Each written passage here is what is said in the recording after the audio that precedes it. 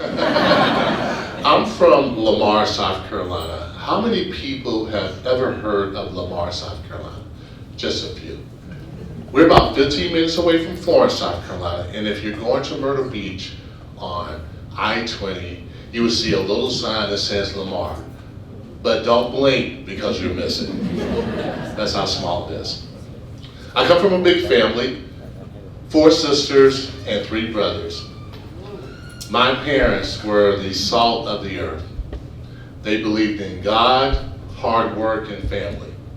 My father, Levon, was a janitor. He also owned his own barbershop, and he was a minister on his own church. So 7 days out of the week, he was working. Now, my mom was a tough lady. She was very athletic, and the cool thing I remember about my mom was she took time to watch football, basketball with little old me. Now, my football journey starts when I'm about 11 years old. I had this really wild imagination. And my front yard always served as some big stadium. And my games would usually go like this in my imagination because I was the offense, the defense, the announcers, the head coach. So my game would go something like this. J.J. Miller drops back. He throws over the middle.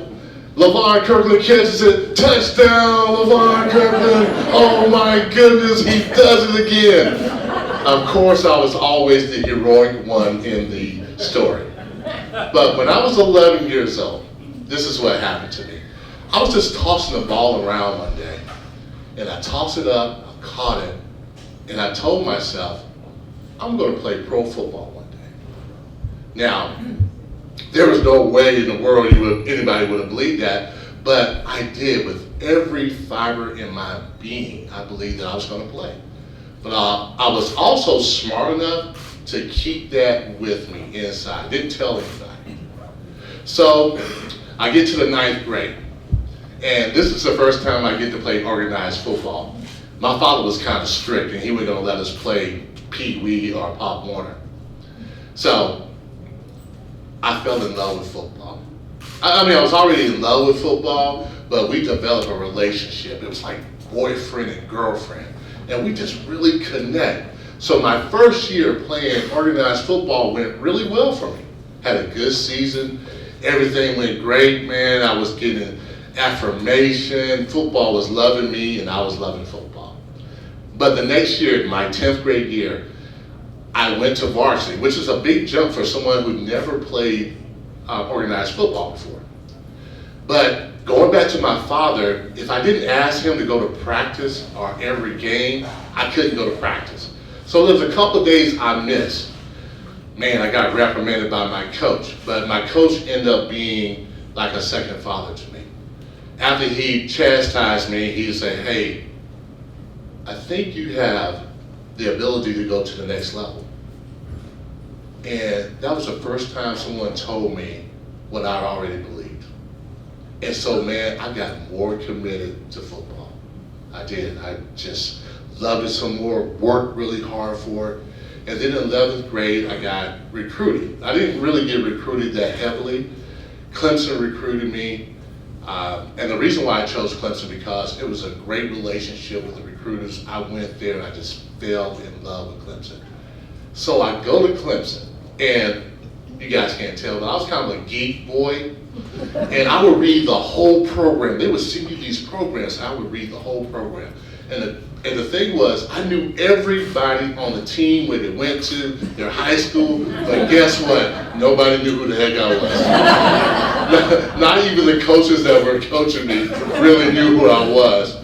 But that year, I got red-shirted, and when you get red-shirted, you basically just practice. And you're just like a practice dummy for the guys. But one of the GAs came up to me, and he's like, man, if you keep working as hard as you keep working, you're going to be one of the best linebackers ever played here. And I was like, okay, cool. I'll take that compliment. So, man, I just went to work. And although I didn't play that year, the next year I became a freshman All-American. I ended up at Clemson being a 3-time All-ACC player, a 2-time All-American. And this past October, they put me up in the Ring of Honor, which is the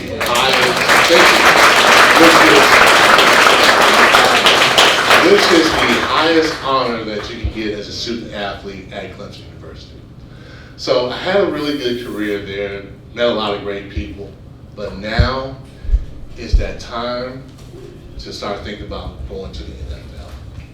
And it's not quite like it is now, but back then, you know, we had the combine, I did that, but teams would call you up and work you out. We didn't have really a pro day where you just did it one time. So teams would call you and you would just have to work out for them. But one of the teams that I developed a pretty good relationship is with the Pittsburgh Steelers, for whatever reason. Now, you get drafted in the NFL, you don't really choose what team. But I remember going up there for a visit and talking to Coach Collar. And Coach Collar was a young guy, and I was like, man, I would really love to play for the Pittsburgh Steelers. So the draft comes along. I'm at my sister's home, my family is there. It's kind of a private affair, and I'm just waiting. First round goes around, then the second round, then the Pittsburgh Steelers, and they got the 38th pick in the draft. So I go to the bathroom, and I look at the mirror, and I'm like, they're gonna pick me, they're gonna pick me, they're gonna pick me. I walk back to the kitchen, I sat by the telephone, and this is the first time I sat by the phone. Guess what? The phone rings. Bling. I pick up the phone, those landlines back in the day, and I was like, hello. And the guy that came on was Tom Donahoe. He said, hey, Levon, this is Tom Donahoe for the Pittsburgh Steelers. We're really considering picking you for this next pick. I'm like, what the hell? Considering? I was like, but I say that all in my mind, I didn't tell him. And I was like, oh, okay. Then a guy that I developed a really great relationship, Charles Bailey, got on the phone. And he kind of sounded like this. He was like, do y'all have cable TV in Lamar, South Carolina? I was like, yeah, we got cable TV. He's like, do y'all have ESPN? I'm like, well, it kind of comes with the package, so yes. And he's like, hey, congratulations, man, you're a part of Black and Gold. Oh my gosh. From 11 years old to this point in time, what I declared way back in my stadium in my front yard that I was gonna go to the NFL, it happened.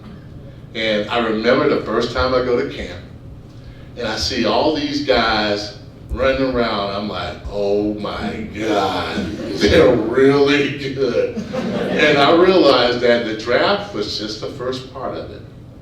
I had to go against guys who had wives, kids, and a mortgage. That is some competition for you. Let me tell you, that is some competition. But, you know, I ended up doing pretty decently for myself. I ended up playing 11 years. I was a two-time All-Pro, a two-time MVP for the Pittsburgh Steelers. And also I made the team of the 90s, the all-decade team for the 90s. So, not a bad career, not a bad career. But, my 11th year, I'm playing for the Philadelphia Eagles. And this is my last year, just got married. I was with Seattle the year before.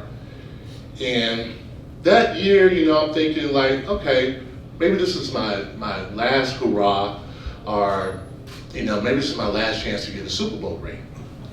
We played the NFC Championship. We played against Tampa Bay. Now, we beat Tampa Bay a couple of weeks before that, and they've been beating Tampa Bay for the last couple of years.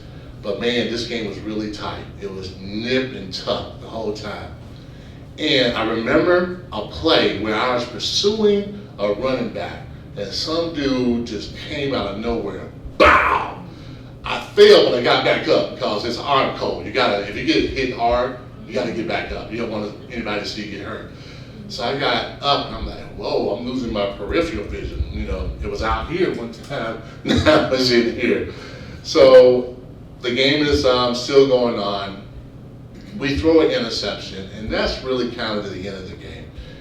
And I'm sitting on a water cooler, and I'm reflecting. It's only like maybe 2 minutes a game, but I'm seeing my football career flash before my eyes. And when you come to that point where you've been playing a game for a long time, my body and my mind just kind of agreed, this is it. This is the last one, you know. You're still a good player, but you're not the guy you used to be. You just got married, gonna have a baby pretty soon. Do you want to do that movie? Do you want to do all that? And are you satisfied? I basically said, I'm satisfied. I did what I need to do. And that was it for me. That was the last game I played. And football was an intimate part of my life. It was like being married for a long time, for 20 years. Now, we were friendly. It wasn't an ugly divorce, but we were going our separate ways, you know.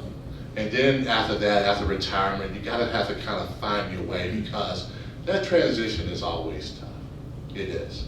But throughout some tragedies, throughout some things that I had to go through with, you know, my wife dying, my parents dying, my brother dying within a 5-year span, football came back to me. And it came back to me with like doing camps and being involved with the South Carolina Football Hall of Fame. And, you know, although me and football are not as close as we used to, we're still very friendly. I want to thank you guys for your time and energy. I appreciate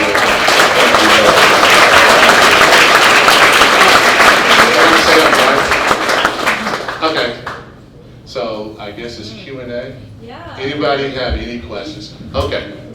Any of your siblings followed you into professional sports or any other?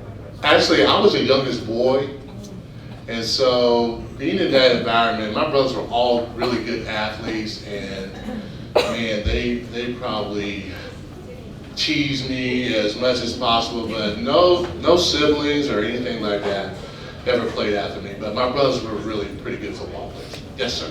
I would love to know what end season is like, day to day, week to week, travel, practice, working out. Yeah, from the NFL perspective, you want the NFL perspective or the Yes. college? Okay, the NFL perspective. You know, usually what we would do as far as before the preseason or training camp, we would go to